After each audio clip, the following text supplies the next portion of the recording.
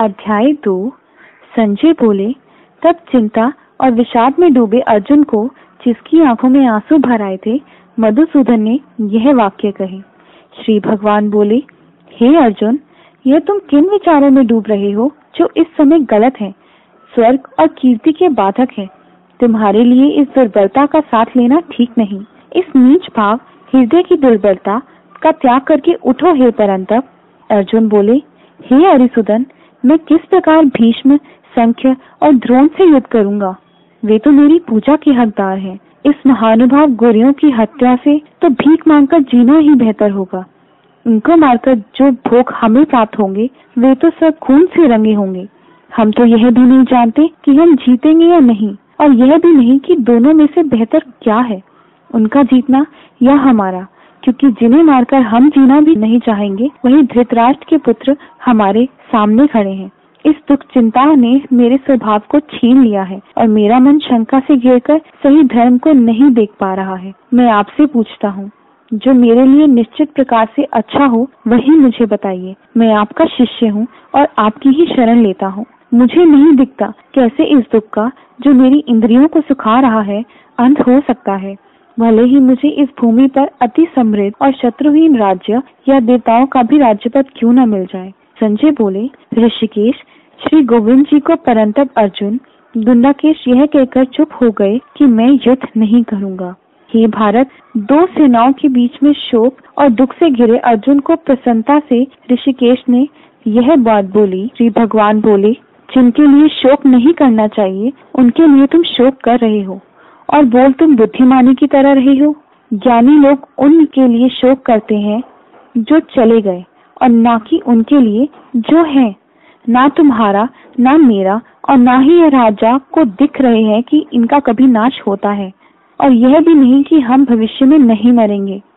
आत्मा जैसे देह के बाल युवा या बूढ़े होने पर भी वैसी ही रहती है, और उसी प्रकार देह का अंत होने पर भी वैसी ही रहती है।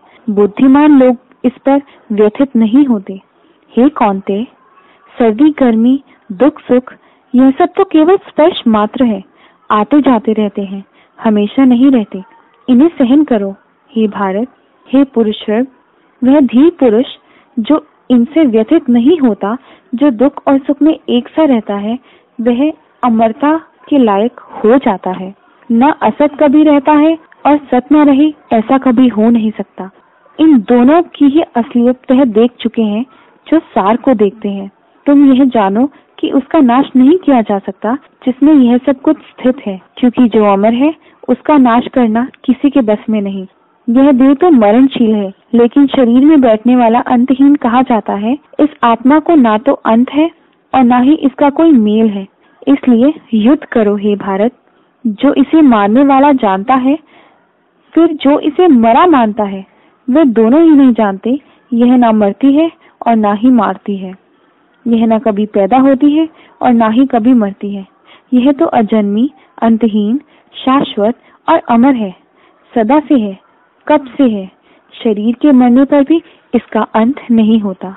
हे पार्थ, जो पुरुष इसे अविनाशी, अमर और जन्महीन, विकारहीन जानता है, वह किसी को कैसे मार सकता है या खुद भी कैसे मर सकता है। जैसे कोई व्यक्ति पुराने कपड़े उतार कर नए कपड़े पहनता है, वैसे ही शरीर धारण की हुई आत्मा पुराना शरीर त्याग कर नया शरीर प्राप्त करती है। न शस्त्र इसे काट सकते हैं और न ही आग इसे जला सकती है। न पानी इसे भिगो सकता है और न ही हवा इसे सुखा सकती है। यह अछेद्य है, जलाई नहीं जा सकती, भिगोई नहीं जा सकती, सुखाई नहीं जा सकती। यह हमेशा रहने वाली है, हर जगह है, स्थिर है, अंतहीन है। यह दिखती नहीं है, ना इसे समझा जा सकता है। यह बदलाव से रहित है, ऐसा कहा जाता है।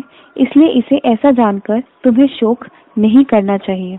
हे महाबाहु, अगर तुम्हें इससे बार बार जन्म लेती और बार बार मरती भी मानो, तब भी तुम्हें शोक नहीं करना चाहिए, क्योंकि जिसने जन्म लिया है उसका मरना निश्चित है। मरने वाले का जन्म भी तय है। जिसके बारे में कुछ किया नहीं जा सकता, उसके बारे में तुम्हें शोक नहीं करना चाहिए। हे भारत, जीव शुरू में अव्यक्त, मध्य में व्यक्त और मृत्यु के बाद फिर अव्यक्त हो जाते हैं। इसमें दुखी होने की क्या बात है? कोई इसे आश्चर्य से देखता है, कोई इसके बारे में आश्चर्य से बताता है, और कोई इसके बारे में आश्चर्यचकित होकर सुनता है, लेकिन सुनने के बाद भी कोई इसे नहीं जानता। हे भारत, हर देह में जो आत्मा है वह नित्य है, उसका वध नहीं किया जा सकता, इसलिए किसी भी जीव के लिए तुम्हें शोक नहीं करना चाहिए। श्री भगवान बोले, अपने खुद के धर्म से तुम्हें हिलना नहीं चाहिए, क्योंकि न्याय के लिए किए गए युद्ध से बढ़कर एक क्षत्रिय के लिए कुछ नहीं है। हे पार्थ, सुखी है वह क्षत्रिय जिसने ऐसा युद्ध प्राप्त है, जो स्वयं ही आया हो और स्वर्ग का खुला दरवाजा हो। लेकिन यदि तुम यह न्याय नहीं करोगे तो अपने धर्म और यश की हानि करोगे और पाप प्राप्त करोगे।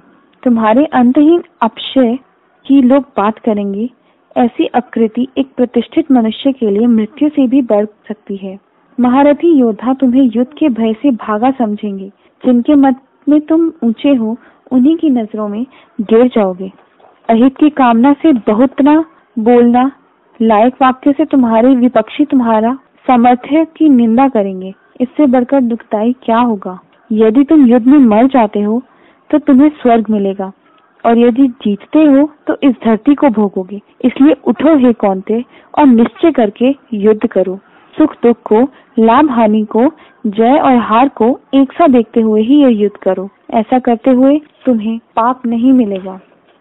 श्री भगवान दोबारा बोले, यह मैंने तुम्हें सांख्य योग की दृष्टि से बताया है, अब तुम कर्म योग की दृष्टि से सुनो। इस बुद्धि को धारण करके तुम कर्म के बंधन से छुटकारा पा लोगे। ना इसमें की गई मेहनत व्यर्थ जाती है और ना ही इसमें कोई नुकसान होता है। इस धर्म का जरा सा पालन करना भी महान डर से बचाता है। इस धर्म का पालन करती बुद्धि एक ही जगह स्थिर रहती है, लेकिन जिनकी बुद्धि इस धर्म में नहीं है वह अंतहीन दिशाओं में बिखरी रहती है। हे पार्थ, जो घुमाई हुई फूलों जैसी बातें करते हैं, वेदों का भाषण करते हैं और जिनके लिए उससे बढ़कर और कुछ नहीं है, जिनकी आत्मा इच्छाओं से जकड़ी हुई है और स्वर्ग जिनका मकसद है, वे ऐसे कर्म करते हैं जिनका फल दूसरा जन्म है। तरह तरह के कर्मों में फंसे हुए और भोग ऐश्वर्य की इच्छा करते हुए वे ऐसे लोग ही ऐसे भाषणों की तरफ खिंचते हैं। भोग ऐश्वर्य से जुड़े जिनकी बुद्धि हरी जा चुकी है, ऐसी बुद्धि कर्म योग में स्थिरता ग्रहण नहीं करती। वेदों में 3 गुणों का व्याख्यान है। तुम इन तीनों गुणों का त्याग करो हे अर्जुन। द्वंद्वता और भेदों से मुक्त हो, सत्य में खुद को स्थिर करो, लाभ और रक्षा की चिंता छोड़ो, खुद में स्थित हो। हर जगह पानी होने पर भी जितना सा काम एक कुएं का होता है, उतना ही काम ज्ञानमन को सभी वेदों से है। मतलब यह है कि उस बुद्धिमान पुरुष के लिए जो सत्य को जान चुका है, वेदों में बताए भोग प्राप्ति कर्मों से कोई मतलब नहीं है। कर्म करना तो तुम्हारा अधिकार है, लेकिन फल की इच्छा से कभी नहीं। कर्म को फल के लिए मत करो और ना ही काम ना करने से जुड़ो। योग में स्थित रहकर कर्म करो। हे धनंजय, इससे बिना जुड़े हुए काम सफल हो ना हो, दोनों में से एक से रहो। इसी समता को योग कहते हैं। इस बुद्धि योग के द्वारा किया काम तो बहुत ऊंचा है। इस बुद्धि की शरण लो। काम को फल की इच्छा से करने वाले तो कंजूस होते हैं।